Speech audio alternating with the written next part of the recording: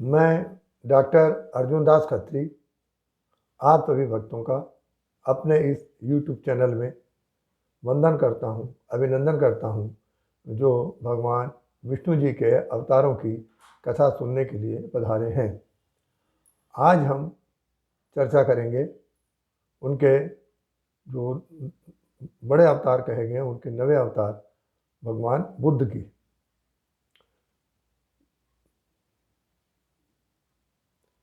ईसा पूर्व 6ठी सदी में उत्तरी बिहार के शाक्यगण नामक जनपद में एक धर्मात्मा राजा शुद्धोधन राज्य करते थे। उनकी पत्नी महामाया के गर्भ से बुद्ध का जन्म राजधानी कपिलवस्तु से 24-25 किलोमीटर दूर लुम्बिनी वन में हुआ, जब वे अपने मायके जा रही थीं। 7 दिनों बाद उनकी माताजी का निधन हो गया। उनका लालन पोषण पालन उन राजा की दूसरी रानी प्रजावती ने किया, जो उनकी मौसी भी थी। उनके बचपन का नाम सिद्धार्थ था। गौतम गोत्र होने से वे गौतम कहलाए। जब ईश्वरीय ज्ञान प्राप्त करने के पश्चात वे प्रसिद्ध हुए तो गौतम बुद्ध के रूप में प्रख्यात हुए। जिस समय सिद्धार्थ का जन्म हुआ तो स्वाभाविक प्रक्रिया है, जैसा होता है कि राजा ने ज्योतिषियों से पूछा कि भाई इसका भविष्य क्या है।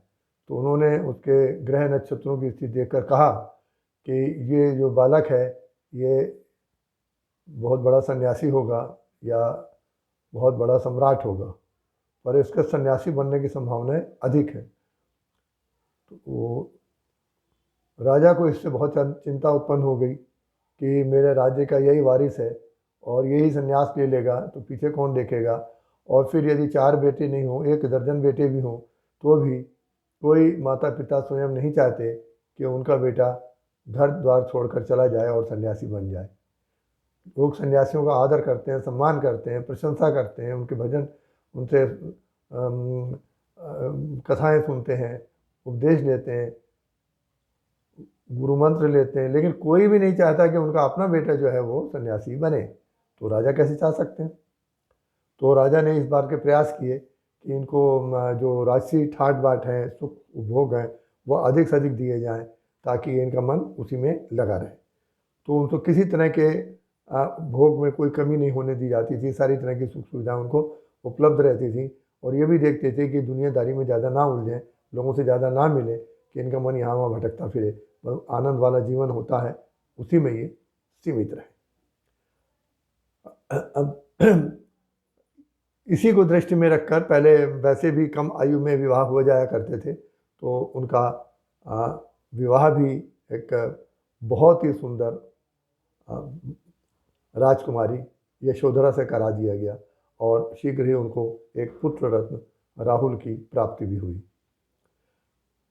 फिर भी वो अपने ही गुमसुम रहते थे, अपना कुछ में दिमाग में क्या चलता था, अब ये वही समझ सकते हैं। फिर एक दिन उनकी इच्छा हुई कि मुझे नगर भ्रमण करना है। भाई कब तक उसको महल के अंदर बंद करके रखेंगे, तो हमको आज जो है हमको नगर का भ्रमण करना है, तो कभी तो निकलना पड़ेगा। राजगद्दी पर बैठेंगे तब भी तो बाहर जाना पड़ेगा ना, तो कब तक उसको राजा बांध के रख सकते हैं। तो ठीक है भाई, तो उसके लिए हाथी पर बैठा करके और निकलने की उनकी जो है नगर यात्रा की, नगर भ्रमण करने की एक बहुत अच्छी जो है सारी अपनी सैनिक टुकड़ी लगा करके, मंत्रियों को, दरबारियों को लगा करके उनकी एक सुंदर सी व्यवस्था कर दी गई ताकि बहुत ही आराम के साथ और शांतिपूर्वक वे नगर भ्रमण कर आए। लेकिन जब वो नगर भ्रमण के लिए निकले तो उनको एक व्यक्ति बड़ी दयनीय स्थिति में चलता हुआ दिखाई दिया। जब उन्होंने पूछा कि भाई ये ऐसा क्यों चल रहा है, क्या दिक्कत है, इसको क्या कष्ट है, तो कहा भाई ये अपनी आयु इसकी ढल चुकी है, वृद्ध हो गया है और वृद्ध होने से इसके अंग शिथिल हो गए हैं, तो ये इसलिए इसको चलने में कष्ट हो रहा है और असुविधा पा रहा है। तो फिर उनके मन में विचार आया, क्या मैं भी एक दिन इसी अवस्था को प्राप्त होऊंगा। फिर और चल रहे थे तो देखा उन्होंने सामने सड़क से तो किसी को नहीं आने दे रहे थे, पर दूर उसमें सड़क पर जाते साइड से उनको देखा कि एक जो है वो शव जा रहा है में निधन हो गया होगा किसी व्यक्ति का, तो पूछा ये क्या है। उनको तो पता ही नहीं था कि ऐसा भी कुछ होता है। तो उन्होंने बताया कि भाई वो जब वृद्ध हो जाते हैं और ईश्वर की इच्छा होती है तो फिर निधन हो जाता है, तो फिर उसको इस प्रकार से स्मशान ले जा करके संस्कार उसका किया जाता है। अरे तो मेरे को इससे भी गुजरना पड़ेगा। तो इस प्रकार से जो उन्होंने कुछ घटनाएं देखी तो उनका मन अत्यंत विचलित हो गया। तो उनको ये लगा कि वो हम महल के घेरेबंदी में भले ही सुख सुविधाओं के समुद्र में डूबे रहें, लेकिन वास्तव में जो जीवन है वो कष्टमय है। तो जो कष्टमय जीवन है तो क्या इसका कोई अंत भी हो सकता है। जितने शोध कार्य होते हैं, चाहे विज्ञान के हों चाहे समाज विज्ञान के हों, वो सारे इसी तरह के चिंतन से उत्पन्न होते हैं कि क्या इसका कोई सोल्यूशन है, कोई समाधान है। और समाधान करने के लिए ही या व्याख्या करने के लिए ही जब लोग आगे बढ़ते हैं तो फिर वो शोध कार्य होते हैं और नई नई चीज़ें जितनी आज बनी है, चाहे राजनीति के सिद्धांत हैं, चाहे समाजशास्त्र के सिद्धांत हैं, अर्थशास्त्र के सिद्धांत हैं, कानून की व्यवस्थाएं हैं, ये सारे उससे निकली हैं। और जो विज्ञान का विकास है तो फिर वो तो प्रयोगशाला के अंदर जो है प्रयोगों के द्वारा सब उसको व्यवहारिक रूप दिया गया है। तो इसलिए क्या है कि उनको मन में खटपट होती रही, किसी से कुछ कहा नहीं उन्होंने। और एक दिन अर्धरात्रि के समय उठे और उठने के बाद उन्होंने क्या किया, अपना जो उनका प्रमुख सेवक था उसको उठाया, उठ भाई क्या हुआ, अरे मुझे जाना है कहीं, जल्दी तैयार हो जाओ। तो तैयार कर दिया। तैयार करके पूरा राजकुमार एकदम से सज गए और अपने घोड़े पर बैठे और उसी घोड़े पर पीछे उसको बैठा लिया या उसको बैठाया पीछे, साथ में उसके बैठ गए। चलो मुझे चलना है। कहाँ चलना है, चलो चलना है। तो हमको वन के अंदर जाना है। अब किसमें वन के अंदर जाना है, ये कौन सी समस्या है। पर उन्होंने कहा नहीं चलो, अब राजकुमार का आदेश है, मना कर नहीं सकते, चले गए। अब जाने के बाद में जब काफ़ी मध्य में पहुँचे तो फिर उन्होंने कहा ये तुम वस्त्र लो और ये तुम लेके जाओ, और अब मैं सन्यासी की तरह रहूँगा। तो उसके होश उड़ गए कि अगर मैं इस प्रकार से जाके राजा को कहूँगा वो तो मेरे प्राण ले लेंगे कि तुम कहाँ छोड़ के आ गए सिद्धार्थ को। तो बहुत समस्या थी, बहुत गिड़गिड़ाया, उन्होंने विनय की कि नहीं साहब आप चलिए, लेकिन उनका नहीं, कुछ नहीं हो सकता। तो वो सारे जो है वस्त्र उसको दे दिए, घोड़ा वोड़ा सब उसको दे दिया और कहा तुम जाओ, वापस कर दिया उसको। फिर और जो भी थे तो वो फिर पूरी तरह से वो वहाँ उन्होंने सन्यासियों के वस्त्र प्राप्त कर लिया और सन्यासी हो गए। बाल वाल सब उन्होंने जो राजकुमार के सुंदर से केश होते थे वो भी कटवा दिए और सन्यासियों की तरह पूरा जीवन व्यतीत करने लगे। अब कैसे प्राप्त करें भाई, कोई गुरु तो चाहिए ना। तो गुरु चाहिए, तो चलते चलते फिर जो है वो राजगृह में पहुँचे और राजगृह में एक पता लगाया कि यहाँ भाई कोई प्रकार अच्छे तपस्वी हैं। तो पता लगा हाँ ज्ञानी विद्वान तपस्वी हैं, ब्राह्मण हैं, तो वो बहुत अच्छी शिक्षा देते हैं, ज्ञान उनको बहुत अधिक। तो उनके शिष्य बन गए और उनके शिष्यत्व में उन्होंने वेदों का, उपनिषदों का और अन्य धर्म ग्रंथ जो भी उपलब्ध थे, जहाँ तक संभव हो सका उन्होंने बड़े मनोयोग से उसका अध्ययन किया। परंतु अध्ययन कर लिया, परंतु उनका अपने प्रश्नों का समाधान नहीं मिला। लोगों के उसमें क्या प्रवृत्ति हो गई थी, मोक्ष, अपनी आत्मा के कल्याण के लिए कार्य करना। और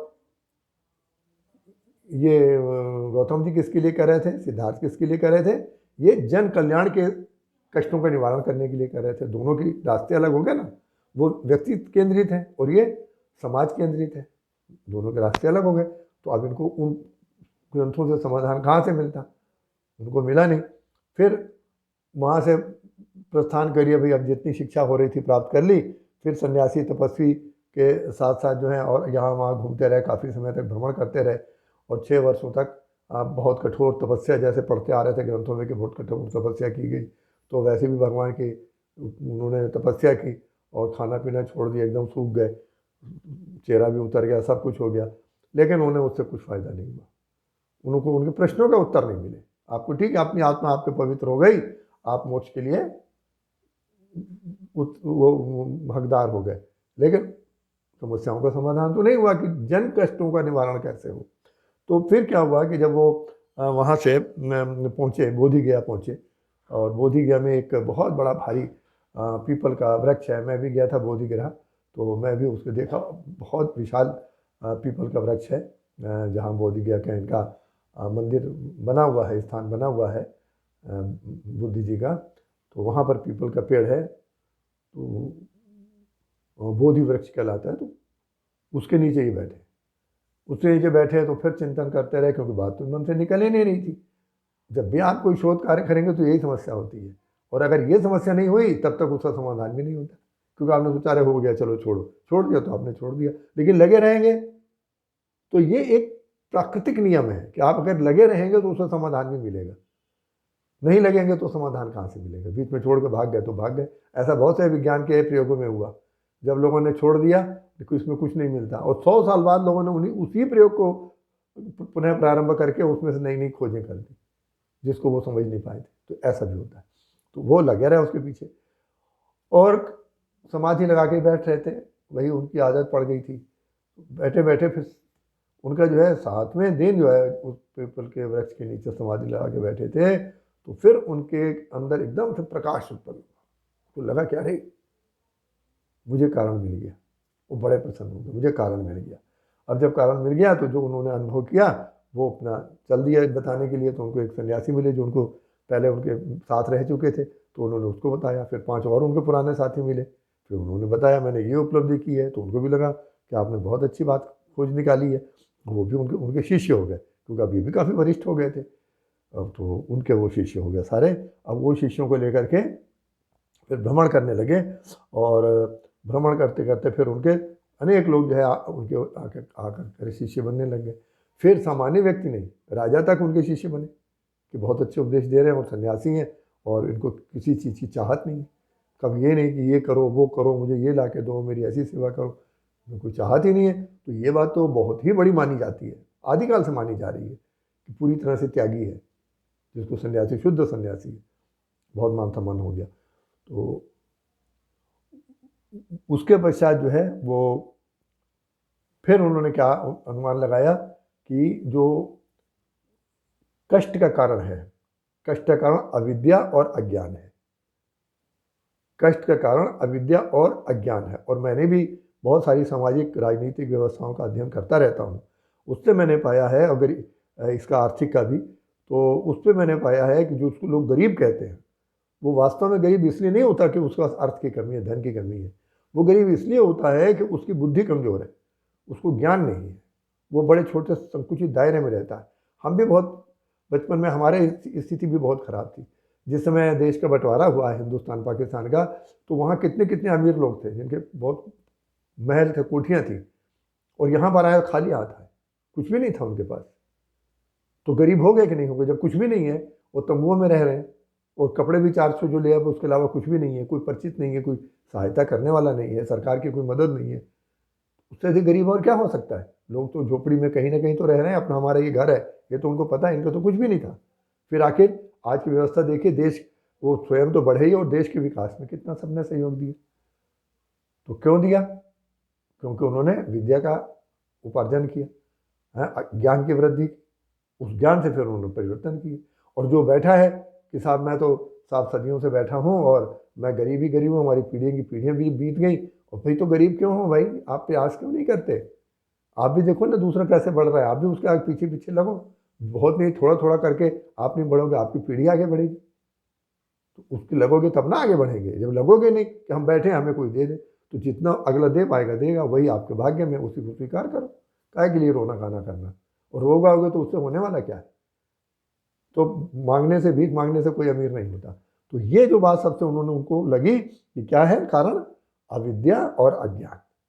तो अगर अविद्या और अज्ञान जो है ये दूर हो जाए, तो क्या व्यक्ति जो है वो छोटे सा संसार बना लेता है, मन संकुचित बुद्धि होती है, और छोटी छोटी चीज़ों में उलझा रहता है। तो वो अच्छे से विस्तार से उसको सोच नहीं पाता। जब सोच नहीं पाता है तो उससे बाहर नहीं निकल पाता, उस घेरे से उसी में घूमता रहता है, और फिर उसके तृष्णा उत्पन्न होती है। अब यहाँ देखिए एक शब्द है प्रयोग किया गया, तृष्णा। अब एक तृष्णा होता है, एक लालच होती है, एक आवश्यकता होती है। अब जैसे हमको बच्चे को पढ़ाना है, पैसा नहीं, अब मेरे पास आवश्यकता है पैसों की, बच्चों को पढ़ाना है या इलाज करना है या कोई कारोबार करना है, तो हमें धन चाहिए, निश्चित चाहिए, यह हमारी आवश्यकता है।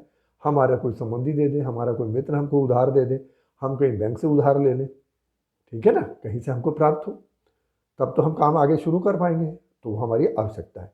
लेकिन अब हमने उसको अपना व्यवस्था स्थापित कर ली और अब हम बेईमानी कर रहे हैं, मिलावट कर रहे हैं, मुनाफाखोरी कर रहे हैं।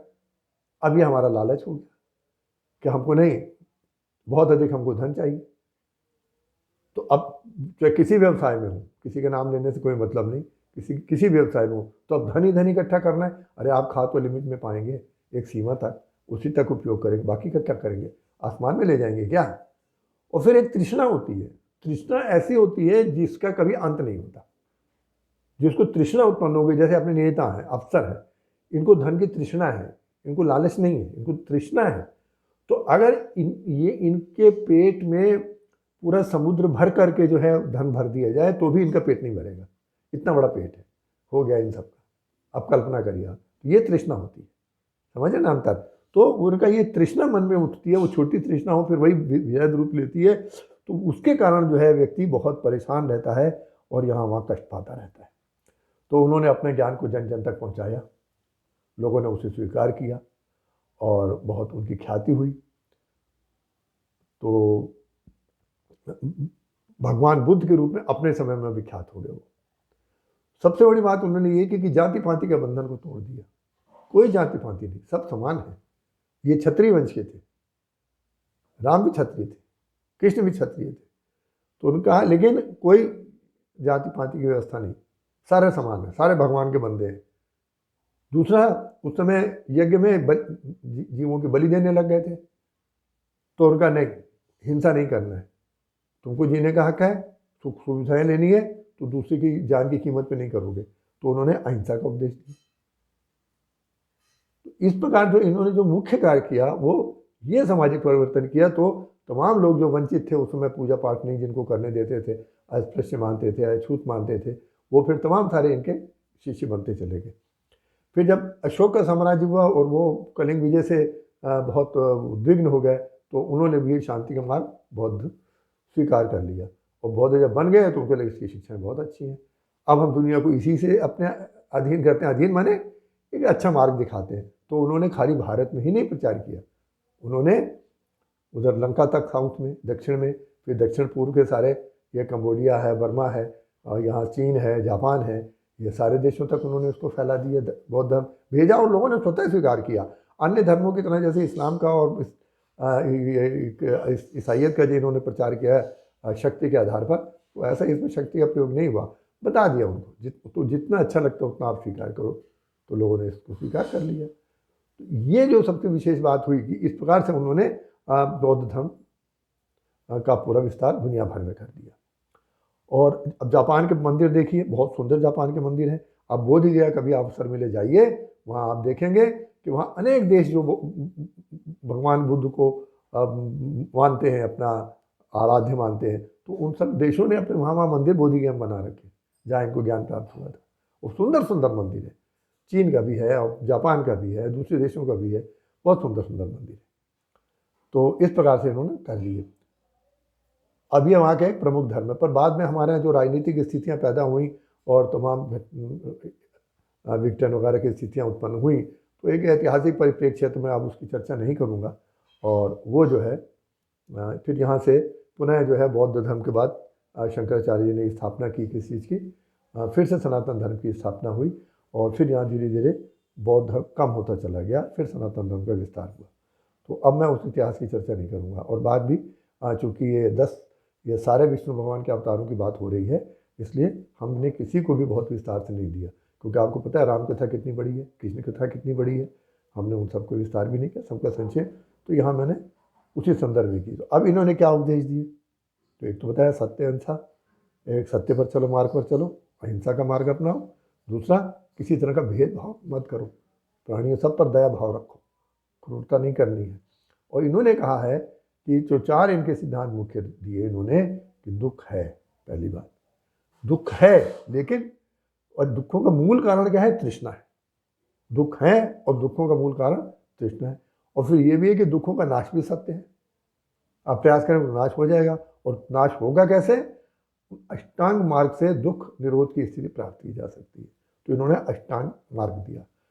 अब अष्टांग मार्ग जो है उसमें इन्होंने सम्यक दिए हैं। तो सम्यक माने जो एक साम्यावस्था की से आदमी गुजरता है, ना अति जिसमें नहीं हो, न कम की अति हो, ना अधिक की अति हो, किसी तरह की अति नहीं हो, तो वो जो मार्ग होता है मध्यम मार्ग, वो साम्य मार्ग कहलाता है। तो क्या, सम्यक दृष्टि, ठीक है, बिना भेदभाव के सबको देखना, मन में कोई पूर्वाग्रह नहीं रखना, सम्यक संकल्प, है ना, अच्छे आप संकल्प करिए, सम्यक वचन, सुंदर वचन बोलिए, सम्यक कर्म, अच्छे कर्म करिए, आपका लाभ हो, दूसरों का भी लाभ हो, सम्यक आजीविका, अब धनोपार्जन तो करने पड़ेगा, जीवन कैसे चलेगा, कैसा, वो भी इस प्रकार का हो कि आप किसी को बिना कष्ट पहुंचाए अपना अर्जन भी करें और उसका दान दे, वो लोगों का भलाई कर सकते हैं वो भी साथ में करें। फिर शुद्ध प्रयत्न किए जाएं, सम्यक ध्यान और सम्यक आनंद। तो उनका ही कहना था कि कायिक, वाचिक और मानसिक, कायिक, शारीरिक और मानसिक और वाणी के द्वारा, तो भले बुरे कर्मों का ज्ञान होना चाहिए कि हमको क्या बोलना है, क्या चिंतन करना है और कैसा हमारे शरीर को काम करना है, ठीक है। तो ये हमको ज्ञान होना चाहिए और वाणी के द्वारा भी किसी को हम कष्ट ना पहुंचाएं, और ये हमको ध्यान, तो ये जो रास्ता अपनाया किसी के अपने हित के लिए हो, सबके हित के लिए हो, कष्ट किसी को ना हो, उसको सम्यक दृष्टि कहा गया है। इसी प्रकार सम्यक संकल्प का अर्थ है कि राग प्रतिहंसा से रहित संकल्प करना। तो फिर बौद्ध धर्म में जाति वर्ण का कोई भेद नहीं किया गया है, सब समान है, अपनी इच्छानुसार धर्म का पालन या व्यवसाय करने के लिए सभी स्वतंत्र हैं, है ना। और पशुओं की बलि इन्होंने रुकवाई दी थी, तो ये मध्य मार्ग है। और गीता में भी ये बात कही गई है कि जो बहुत अधिक भूखा रहता है, बहुत अधिक खाता है, किसी का भी योग सफल नहीं होता। और यही बात इन्होंने इस बात को पुनरावृत्ति की कि ना आप अधिक उपास रख के शरीर को सुखाइए कांटे की तरह से, और ना बहुत खा करके मोटाइए। मध्यम मार्ग रखेंगे तो आपको स्वस्थ भी रहेंगे और शरीर अच्छे से चलता रहेगा। तो इसलिए चूंकि सही सिद्धांत थे तो लोगों को बहुत पसंद आए। फिर इसमें कोई वो ये नहीं था कि पहले इतना पैसे दो तभी आप धर्म में प्रवेश करोगे, इस प्रकार की कोई बाध्यताएँ नहीं थी। और एक जो है वो बहुत जो कठोर वैदिक धर्म के बंधन थे, अध्ययन के बंधन थे, यज्ञ करने के बंधन थे, कर्म कांड थे, खर्चे उसमें होते थे, उन सबसे भी इसमें मुक्ति मिली। इसलिए लोगों ने इसको शीघ्रता से उसको स्वीकार करते गए और काफ़ी उसका विस्तार हुआ। अब ये 10वें अवतार में भगवान कल्कि का अवतार आता है, वो कभी भविष्य में कलयुग में होगा, तो फिर वो फिर चर्चा में आएगा। और ये यहाँ तक जो इनके मुख्य अवतार हैं भगवान विष्णु के, उनकी हमने चर्चा की। और उसके बाद के जो अन्य अवतार बचे हुए हैं, 23 अवतार 24 में तो होना है, 23 अवतार में जो बचे हुए, एक दो और हो गए हैं, मोहिनी अवतार हो गया है, धन्वंतरी, भगवान धन्वंतरी का भी हो गया बीच में। तो बाकी और अन्य जो शेष बचे हैं, तो फिर कभी समय मिलेगा तो हम उन पर चर्चा करेंगे। तो आपने अगर मेरी इस चैनल को सब्सक्राइब नहीं किया है तो कृपया करके सब्सक्राइब करिए और उसको लाइक भी करिए और अच्छी बातों की चर्चा करिए, ज्ञान का प्रचार प्रसार करिए। यही मेरा आपसे अनुरोध है।